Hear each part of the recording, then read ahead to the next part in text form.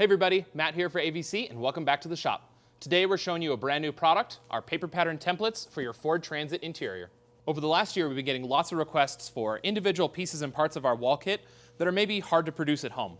And for me to send you something like this rear door panel, it's just not economically viable. So for me to cut and shape, package a Baltic birch panel like this, send it across the country to you, we have to charge something like $500, and that doesn't seem fair to you. And if we don't charge enough, it's not really fair to us.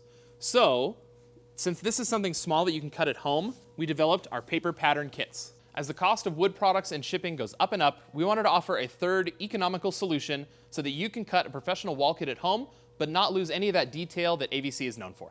We offer our paper patterns as complete kits, such as our walls and ceiling, as well as individual panels, such as back doors or just the ceiling. Let's take a closer look at one of our individual panels. As you can see here, we have a 148 high roof driver's front middle. We have the contour of the panel itself around the outside here.